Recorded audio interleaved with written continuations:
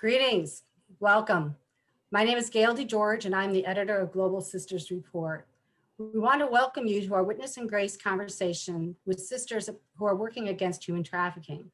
We have a wonderful crowd of participants today. Thank you all for your interest. And now I wanted to introduce Soli Salgado, who is our facilitator today. Soli joined Global Sisters Report as a staff reporter in February 2016. She focuses on Latin America and the US-Mexico border, covering sisters in a number of ministries, often against, again, their efforts against human trafficking. In 2019, she headed up our anti-trafficking series and reported on the anniversary meeting of Telitakum in Rome. So Soli, I'm going to turn to you now. Thank you, Gail. I'm excited for our conversation this afternoon, but first, it's my turn to introduce two sisters who were so happy found time to share with us on this subject. So speaking with us from Rome is Sister Gabriella Bottani. She is a Comboni missionary sister and is the international coordinator of Telitakum, which we'll talk so much more about today, but it is the international network of networks that unites Catholic sisters in 92 countries in the fight against human trafficking. And I had the pleasure of traveling with and getting to know Sister Gabriella as I've reported on sisters in Telitakum throughout Mexico and Central America. So I'm really excited for us to all hear from her today. And then also speaking with us from Citrus Heights, California, we have Sister Jean Schafer. She's a sister of the Divine Savior. She's a board member of US Catholic Sisters Against Human Trafficking and was the founder and editor for 17 years of the monthly monthly Stop Trafficking newsletter. And I can say that reporting on trafficking, Sister Jean is one of those names that always comes up. Everyone's always like, oh, have you talked to Jean yet? So you should all feel good about the two sources we've got here at the table to talk trafficking. Before we do that, Sister Jean, I'll turn us over to you if you'd like to lead us all in an opening prayer. Thank you so much, Soli.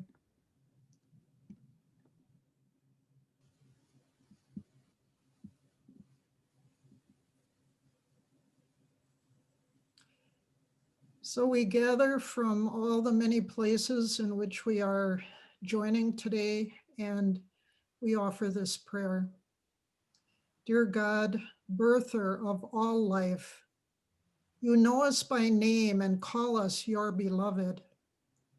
Through Christ, you incarnated into this world, uniting us more closely than ever to you and your great love. At times we forget that we are one body, that we are precious and beloved. At times we cause harm to ourselves and others in this forgetting. But you are a God who never forgets. You see and hear the cries of your people. You feel their suffering and rejoicing. Help us to reconnect and remember this larger body of Christ in which we are but a part of equal importance to all other parts. Awaken us to the reality of human trafficking that plagues our collective body.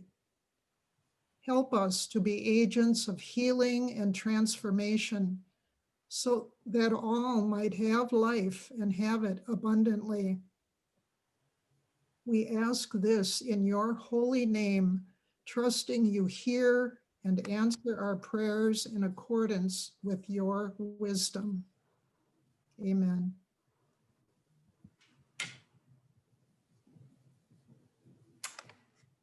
Thank you, sister.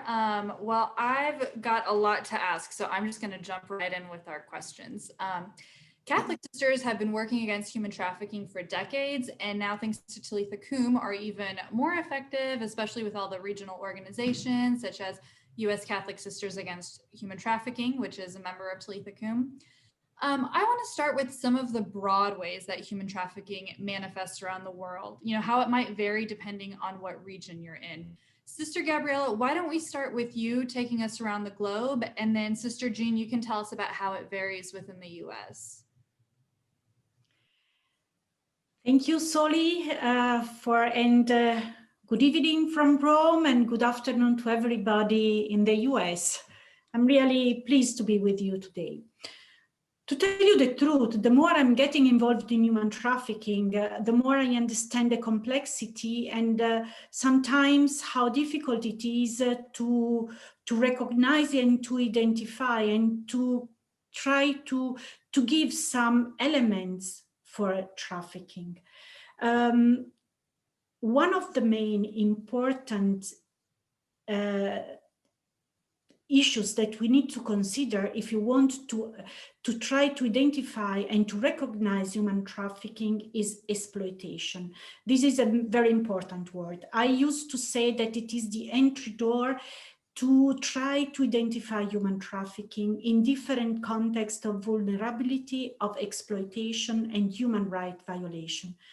Because first of all, we may find different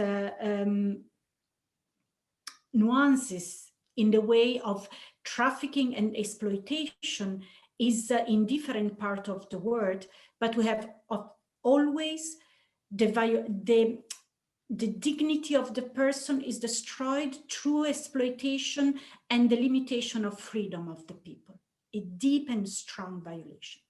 So we may find, for example, a reality where trafficking is more at regional level, where people are recruited and exploited in a nearby area, and the form of exploitation may be different. We have domestic servitudes. We are working as Telitakum in these days with many cases of women that were trafficked from Africa to the Middle East or from Southeast Asia always to the Middle East or the Gulf countries, that they were trafficked for domestic servitude, and now they are no longer needed and they find themselves in very difficult situation. We have the classic way we understand trafficking is trafficking for sexual exploitation, and we have different ways of exploiting mostly women. About 19% are women, but also men are exploiting in sexual exploitation, and children in the prostitution, online sexual exploitation, and so on. Labor exploitation, forced labor. About 50% of people exploited in the work are under debt bondage, and debt bondage is one of the main forms keeping people in situation of exploitation. I was in Brazil, where that was a very classical way to reduce people into slavery on the field, in the work, in agriculture. These are some elements. What we find as a common element is that women are most vulnerable to trafficking. We have about 70% of women victims of trafficking. And as when we speak about sexual exploitation, we reach out 90% of the percentage of trafficked people. About 1 every 3 persons are under 18 years. So the exploitation is targeting younger generation and women. What we can find also as a common element, that trafficking is a high rentable business, illegal business. And is everywhere, and is happening all over the world, and we cannot say that there is only one region or another. Of course, at global level, the main region of origin of a victim of trafficking is in Southeast and East and South Asia, but also in Africa, sub-Saharan Africa. The number is very important of people, of trafficked people. In sub-Saharan Africa, the percentage at the rate of trafficked person in relationship to the number of the population is higher. In African continent, we have also a very common form of human trafficking, that it is for begging. We can find it also in Europe, as I know, from East European country to West European, but stronger. It's at least the reporting we have is we can find a lot of street children in many countries in sub-Saharan Africa that they were trafficked from rural area to the big cities for begging. So the variety of way of exploiting life and to reduce freedom of people, to destroy the life of people is really diverse, but the purpose is to produce a high profit. Another element that we observe when we speak about human trafficking is the connection of exploitation of human beings and the exploitation of the environment. So often they go hand in hand. And then we may speak many other things, but I think that it is a time to give the floor to you, Soli. Thank you.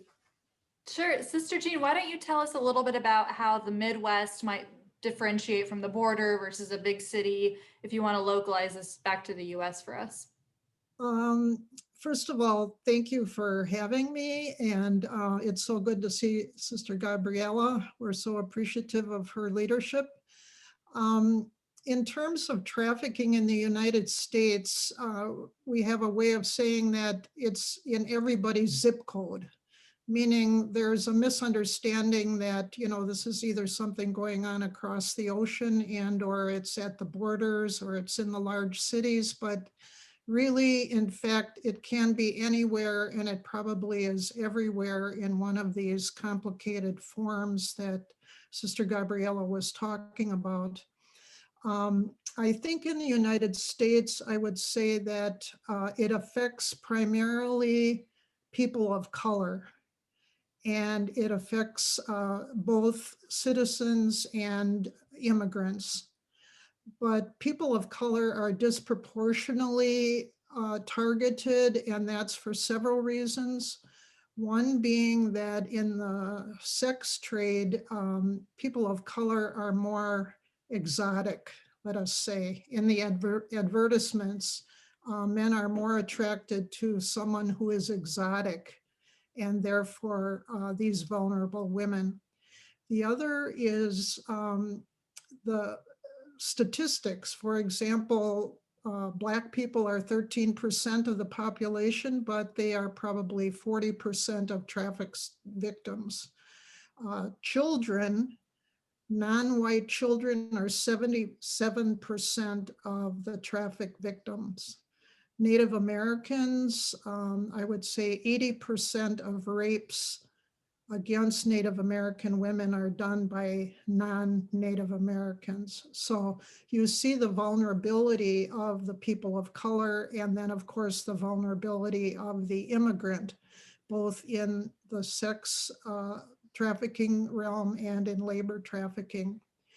I think when we look at the United States, again, probably when you look at hub cities, where you have airlines, for example, that are switching, or they're having business meetings in these cities, people flying in for business or for sports or whatever, those tend to have probably more sex trafficking venues, either brothels or in hotels, motels, and so forth.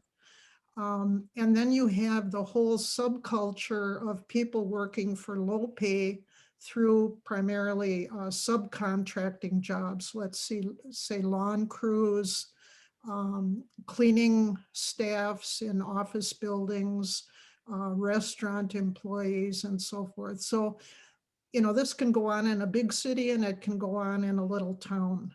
And a lot of it in the United States also goes on online, this grooming, particularly of young people online, befriending and then grooming and then soliciting from children. And I think that is what has brought many in the United States to wake up to the fact of human trafficking. We thought it was something happening as Sister Gabriella said, you know, in Southeast Asia, but suddenly we find out our children are caught in this trap and in this vulnerability because of family situations and so forth. So it's, people are growing in awareness of its presence and learning a lot about what can be done to counteract it in the United States.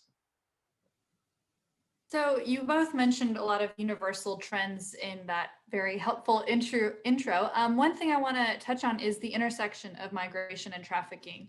Why are migrants especially vulnerable to trafficking? And is the anti-trafficking approach universal, or again, are there regional ways that that differs as well? I don't know who wants to start. Sister Jean, while you're.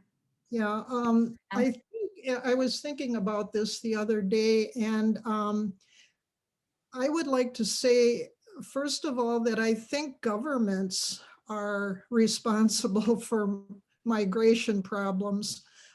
Governments on both sides of borders. That is, governments in poor countries, and I'm thinking now particularly of Mexico, Central America, South America, governments that tend to be corrupt in ways that amasses wealth for the powerful people and does not deal with the problems of the vulnerable, you know, citizens. A big problem in Central America is gangs. So governments cannot control these gangs. The gangs control the businesses and the population and the people. Children are forced to become members of gangs and then do terrible things to other people in gang violence issues. And so people run away from that. They flee from those kinds of pressures, or they can't feed their family. So they're looking toward another country, hoping to get a job and just make it, to, you know, have money to send home to their family or relocate their family, whatever. And then we have all the climate refugee issues, where governments are not doing enough to, you know, deal with climate change. And so we have catastrophes happening, and therefore people forced to flee because they lose their homes and whatever. And then on our side of the border, government failure, when we don't acknowledge the right of a person seeking asylum because they're running away from violence or gang issues and so forth, or refugees that really need some kind of support and chance, opportunity. And even people who are here then for many, many years, for whatever reason, not legal, the government failing to recognize the contributions they have made, the fact that they've been law abiding, and therefore not giving them any citizenship. So if you think of the plight of the people moving, it's out of desperation, it's out of need. And then you think of the lack of resource on the part of governments on both sides of borders to help these people just to make it. So again, it's a complicated issue, and I think Sister Gabriella can certainly enlighten us on the broader global problems of migration. Yeah, Sister Gabriella, one thing I want to make sure we touch on is also why migrants themselves are vulnerable and attractive to traffickers themselves. What about their situation makes them particularly, you know, victimized? Thank you for the question and the great analysis, Jean. I agree completely. Let me give a bit of clarification, because when we speak about migration, is a big top where everything is in. And we know that not all migrants are under the same conditions, let me say. I was migrants in Brazil as a missionary sister, and when every time I organize a meeting of Telitakum, I am leading with visa, and people are easily coming to Italy or to Europe, or I go easily to the US, and other people that are not allowed to do that. So first of all, we create an inequality between peoples according to the passport. So this is one of the main inequalities, because trafficking is based on inequalities. So this is one point that we have to set very clear. The power of a passport, of having a passport allowing me to travel freely throughout the world. Many people, they cannot, but at the same time, they are forced to, or only they wish to. There are a lot of, I am Italian, I am based in Italy, and there are a lot of Italian people now that they dreams to go abroad, and they are traveling to China, to the US, or in other places, to Africa, or wherever they like, to find a better job. But not all the people are allowed to do that. And this is a very important element to be said. Second one, not all also migrants worker with the difficulties in having a visa are also in a higher risk or are connected to trafficking. So we have migration with flows, and a very little part of these migration flows are undocumented migrants. Among them, we have traffic of migrants, trafficking of people, migrant smuggling. I think that in the last year, we had a huge confusion between trafficking in migrants and trafficking in persons, where trafficking in migrants is, before we called them migrant smuggling. That, and there is a reason, but smuggling of migrants, it was a contract between a person, of a group of people, and they were bringing a person from one place to another, crossing the border without having the official document to enter a country. But when they arrived at the destination country, the contract was over and the person had to start their own life, and no longer the person was under the control of the people facilitating this process. Now we are changing in trafficking in migrants, and because the situation is a bit changing, it is no longer easier to set so clearly that this process, because when a person asks to a smuggler to be transferred to another place, throughout the journey, many of them are recruited by traffickers and they are exploited, they are forced into prostitution. So this group of migrants are high vulnerable to be trafficked and to be exploited throughout the journey, but also when they arrived at destination. Today I was speaking with Sister Patricia Murray, the Executive Secretary of the UISG, and she told me that they identified in Ireland that people are recruited in this center for migrants or refugee seekers. The same that it is typical in Italy that it happens, and we know also at the border with the US and the Central America, but there's something moving. So people arriving without an inadequate laws, not only migration laws, but also laws that allowed the integration and the protection of this kind of migrants. The illegality is really a big problem. Thank you. Yeah, so you both have touched on just how layered and complex the issue itself can be. So I kind of want to turn our attention to the many roles that sisters take on to address it. I know that they can work in prevention as lawyers, running rescue operations, recovery programs. Let's talk about all the hats that sisters wear in this field. I think one of the blessings of being a sister is you can kind of mingle with a lot of different kinds of people. And I often think the freedom we have, we can hobnob with the wealthy, we can hobnob with middle class, and I think our hearts essentially are focused on the poor and empowering the poor because of their being persons and filled with opportunities and wishes and hopes.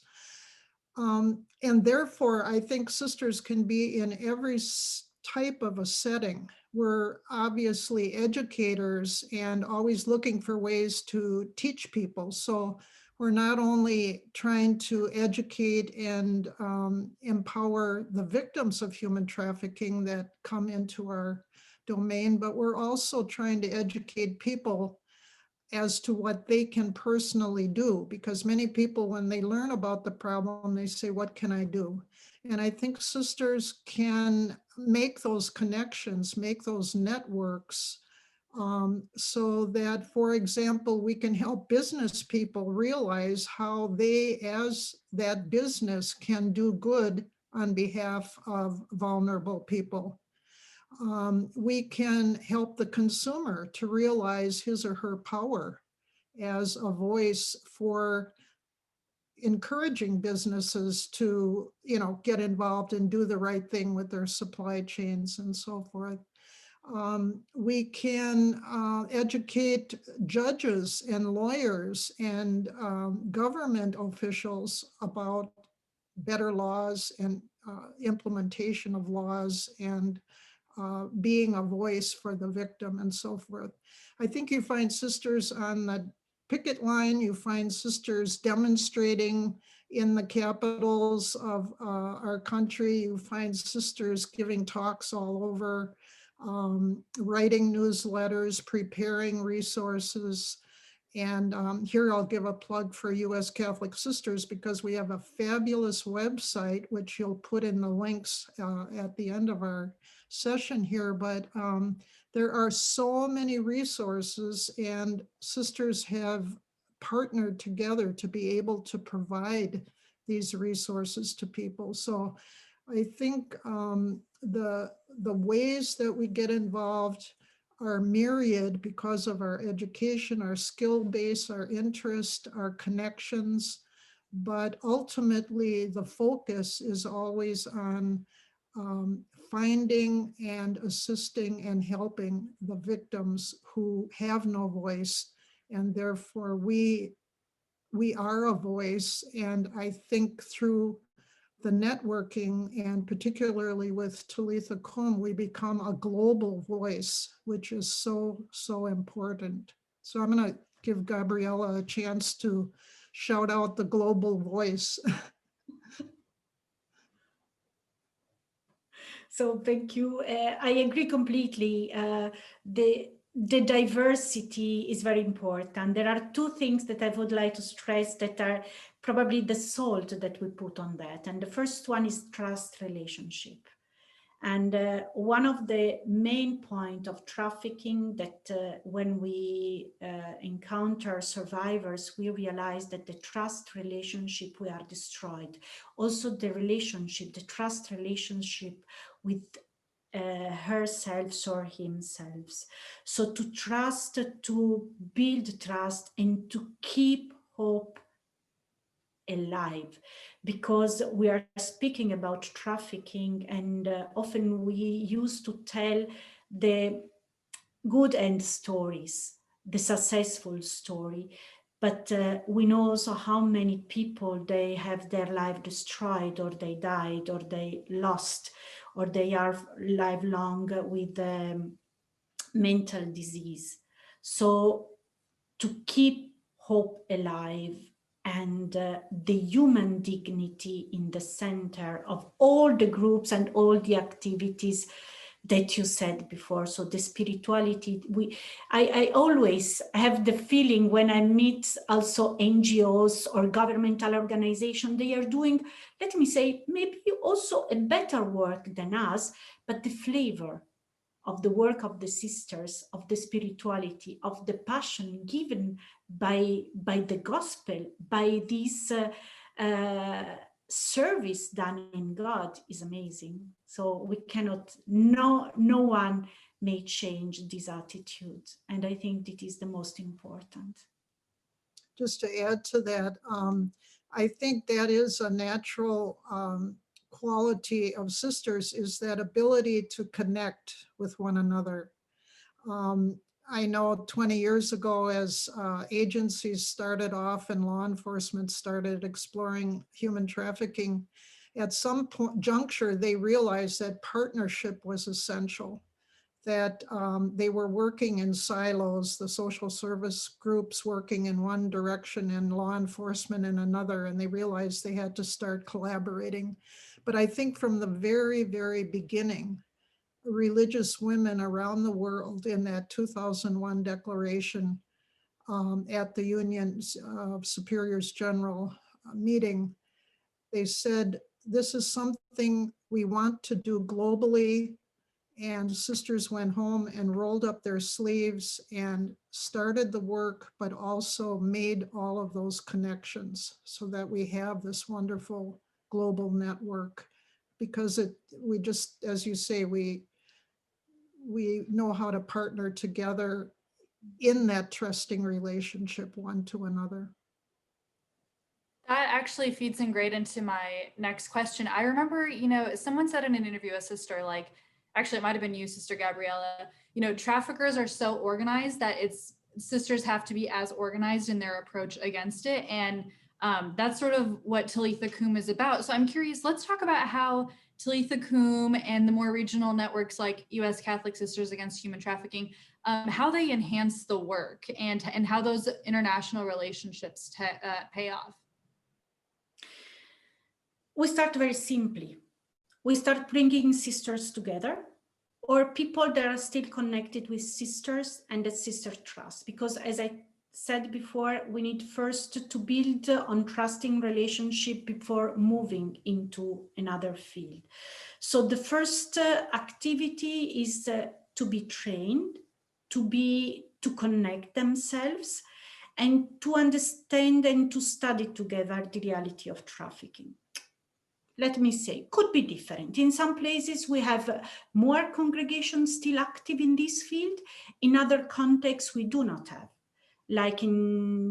But that's not the matter. We have sisters that maybe they are still working in the field and they are not aware of. They are working with migrants. They are working with women victims of violence in the hospitals. They are working in a field where there is a lot of exploitation. And the first thing is to open the eyes, one another together, because no one has all the knowledge. So this is one of the main elements. And then we do not have a receipt to give because the reality is so different, but bringing people together, they start to dialogue, they start to pray, they start to struggle, and they start to develop strategies according to the local reality. And we do not have a network equal to another. So then we move the local level and then the regional level, or the country where people are recruited and the countries where they are exploited. And we start to invite them to dialogue. And sometimes it happens, sometimes it is not the time and they need more time, but slowly by slowly is increasing. Last week, I received a letter, and the February the 8th, the network in Ecuador will start in Latin America. And it was a surprise, and it was a connection throughout Latin America, from Peru to Ecuador, and they are inviting one another, they are influencing one another, opening the eyes one another, and moving towards a stronger networking, not only to raise awareness, but also to support survivors or returnees when there is a need. Sister Jean, do you want to talk about how U.S. Catholic Sisters Against Human Trafficking operates? Well, through our membership, we share a lot of resources. As I said, you can check out the website, but I think we're focused in, I'd say, 4 main areas. And the first, of course, is education. So we're providing education to ourselves as members of the coalition, but then we're sharing that information with any interested person who wants to learn more about human trafficking. And because of our desire to connect more fully with the Western Hemisphere, other networks in the Telitakum network, we have held a meeting with what we call the Western Hemisphere, all the partner networks in South America, Central America, Mexico, and Canada. And because of that meeting, we were motivated to try to start putting some of our resources into other languages so that they can be utilized in those countries. So we're working on Spanish, Portuguese, and French in order to share those resources and facilitate the exchange of ideas and information of what's going on in different countries. And then also the U.S. Catholic Sisters is very active in trying to promote just laws and the implementation of laws. So our advocacy group will put out information about what is in the legislature at any moment and give us help to communicate with representatives in order to push laws that will help either counter traffickers and or support and help survivors of human trafficking. And then of course, we're working directly with survivors. So we have a number of houses in our membership coalition that either do street outreach or they have homes where women can come and receive the healing support that they need, because as Gabriella indicated, the trauma from their experiences can be very, very grave. And so to provide those healing resources, life skill training, educational opportunities, so many different dimensions to helping a woman become a survivor and then hopefully a thriver. And the ultimate goal then is to provide that person with her own voice, that she can speak from her experience about what is needed to help other victims of human trafficking. So I find the coalition a very exciting group of women, and we have so many opportunities to collaborate with other organizations and to get members involved in these subcommittees and in the work of the coalition. I also very much appreciated your mentioning the newsletter, and the newsletter is just a wonderful source of information, and now it comes out in Spanish too. So we're very grateful for all the work that goes into that. Wonderful. Well, someone had just asked me where Telitakum is based and how far the reach is. You guys are in 92 countries. So, you know, if we had more time, I'm sure we could talk about all the ways that, you know, a sister in one country connects with another as victims cross borders. So, but we have to move on. And I do have one, you know, big question, but let's talk about how the coronavirus has affected trafficking. I'll let Gabriella talk about that, but I would just say, I think what the coronavirus has done has created a new population of very vulnerable people. So all the vulnerability we had before, now it's exacerbated because more people have lost their jobs, more people have lost their housing, more people have lost healthcare services and so forth. But I'll let Sister Gabriella speak to that at the global level. Thank you. Only to you can check on the website of Telitakum the numbers and where we are. It is available, so I will give the source to check later on. About coronavirus. Coronavirus is like a lens that magnified what was going on. So it exacerbates the vulnerabilities, the existing vulnerabilities. So the poor are becoming poorest and the richer people are richer. So this is a very important element not to forget. It is nothing new, but it is the growing of that vulnerabilities. I think that it is very difficult for us to say if it is increasing or decreasing. Maybe in an area is increasing, in another area is decreasing because of the different conditions setting up by COVID. Maybe we may find a reduction of migrants, of people trafficked by plane, because the travel by plane is much more difficult, but we have still a lot of people moving on land. We saw the images of the people in Guatemala praying, asking to give them the opportunity to cross the border, or the drama of people moving from the Balkanic area from East into West Europe, or internal migration. People are in Africa. Many people from Malawi or Zambia or Zimbabwe are still traveling by bus to South Africa.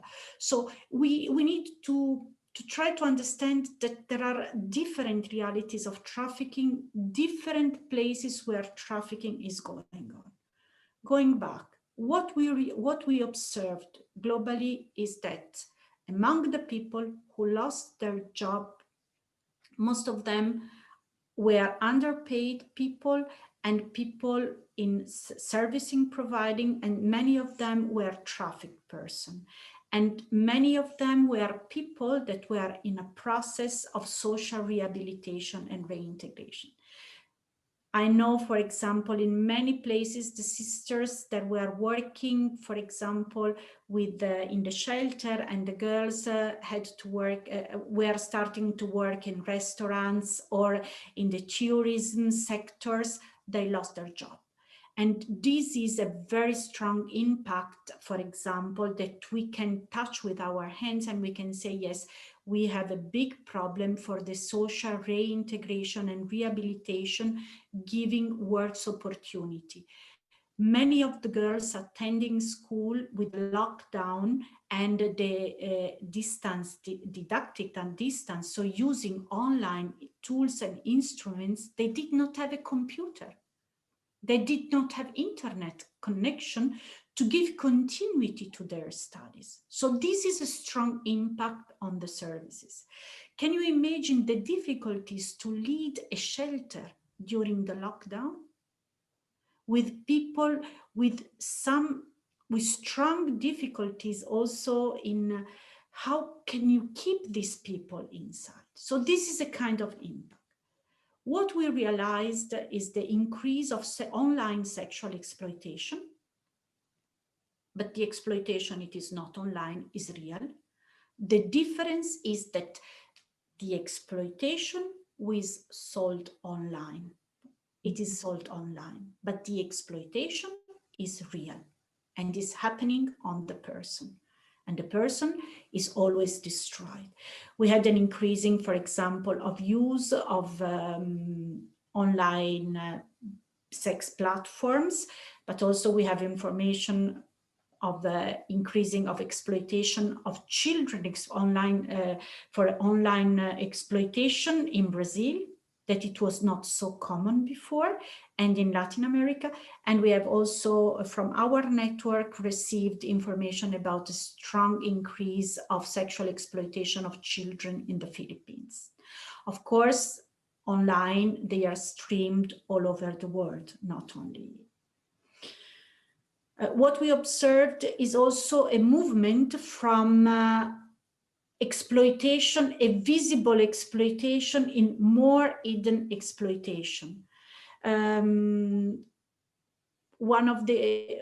example is the one I gave before, for example, the online, but also sexual exploitation where prostitution, for example, is on the street. They moved into flat, into apartment because it was no longer possible on the street.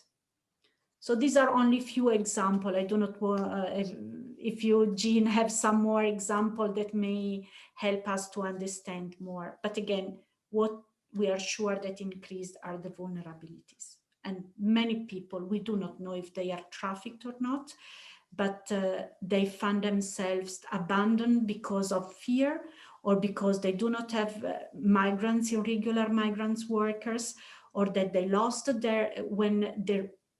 the migrations visa is connected to the work visa and they lost their job.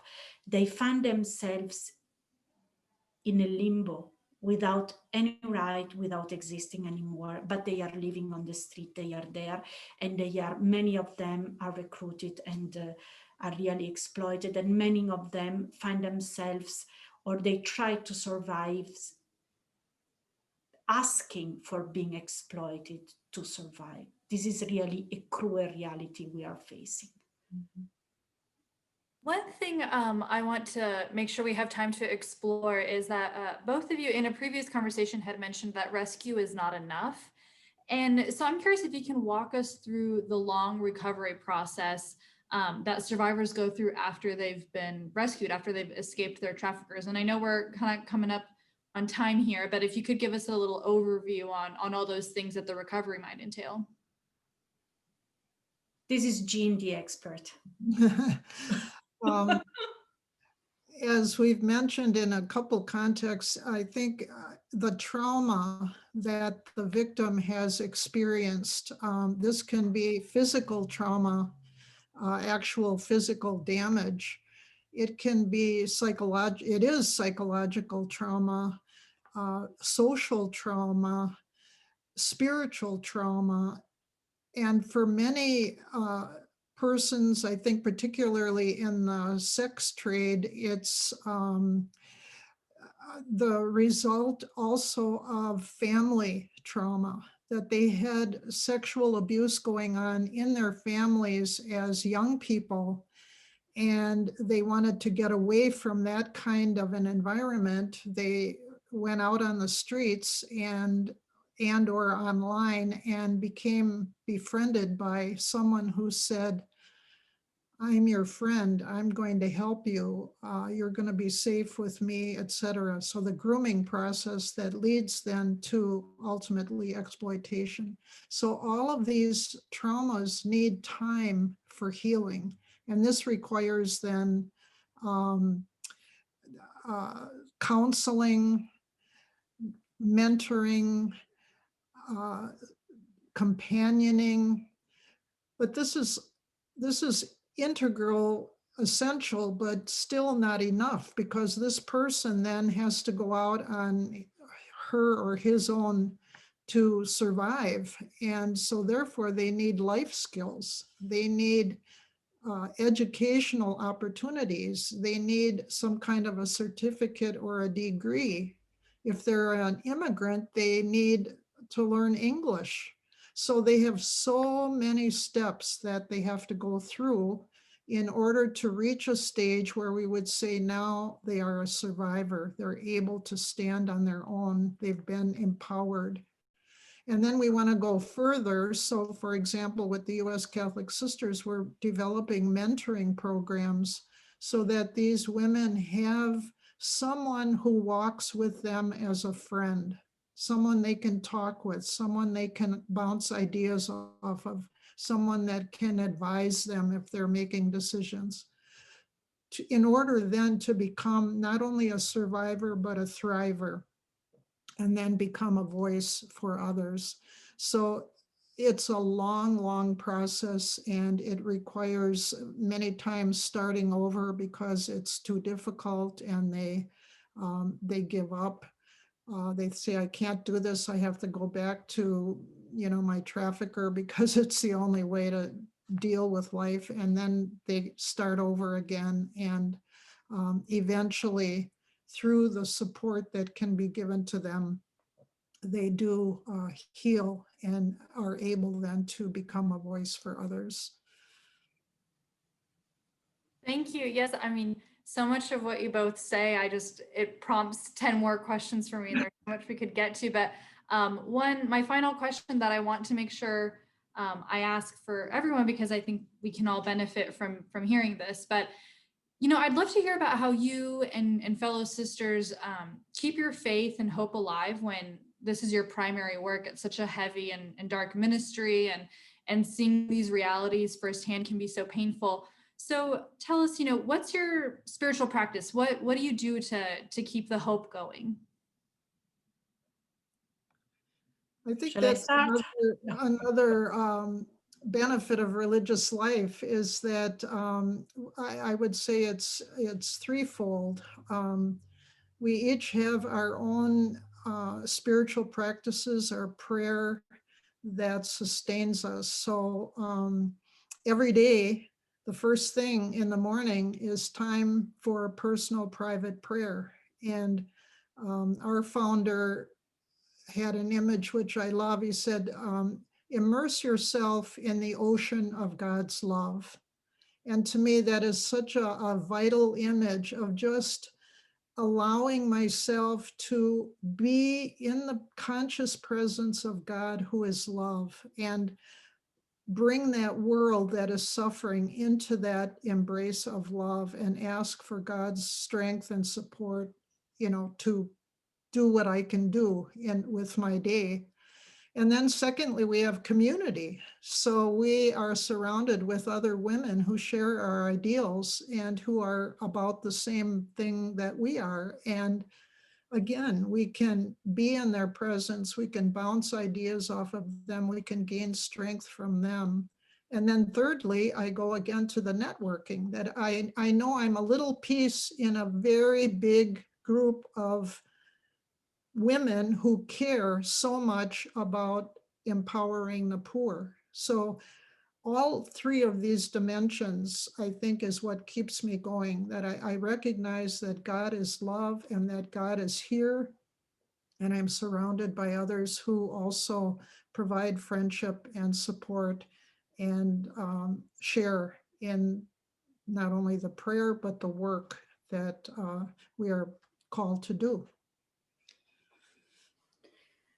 Jean, you said almost everything. I agree completely that many of our networks are like a self-help group too, supporting one each other, because we are suffering also a second level of trauma, also always staying closely with such a huge pain that trafficked people are passing through. And the second one, I would like to say, of course, the spirituality, but also the smiling or the eyes of my sisters and brothers that are trapped into slavery.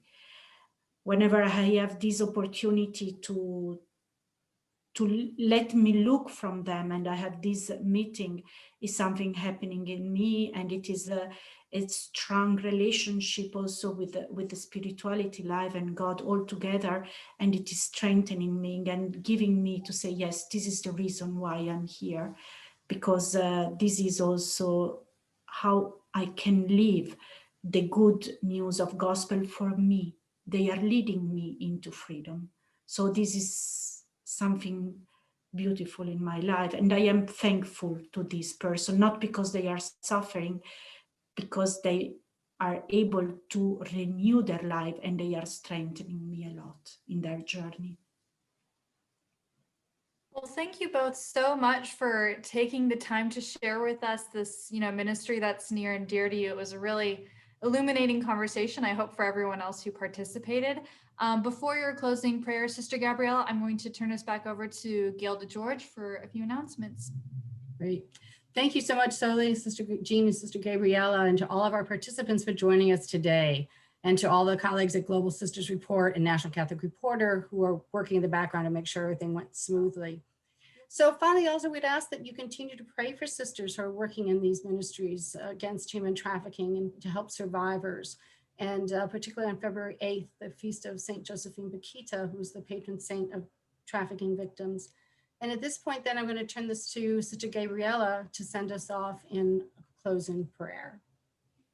And very closely, you will receive the link and the information. February the 8th, we will have a big marathon of prayer online.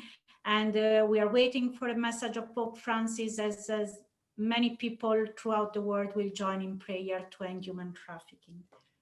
So let us pray to Saint Josephine Bakhita, and this is a prayer that Pope Francis gave us 2012 when we were with him for this day, entrusted to religious sister. Saint Josephine Bakhita, you were sold into slavery as a child and endured unspeakable hardship and suffering. Once liberated from your physical enslavement, you found true redemption in your encounter with Christ and his church. O Saint Josephine Bakhita, assist all those who are entrapped in slavery. Intercede on their behalf with the God of mercy so that the chains of their captivity will be broken. May God himself free all those who have been threatened, wounded, or mistreated by the trade and trafficking of human beings. Bring comfort to survivors of this slavery and teach them to look to Jesus as an example of hope and faith so that they may find healing from their wounds. We ask you to pray for us and to intercede on behalf of us all, that we may not fall into indifference, that we may open our eyes and be able to see the misery and wounds of our many brothers and sisters, deprived of their dignity and their freedom. And may we hear their cry for help. Amen.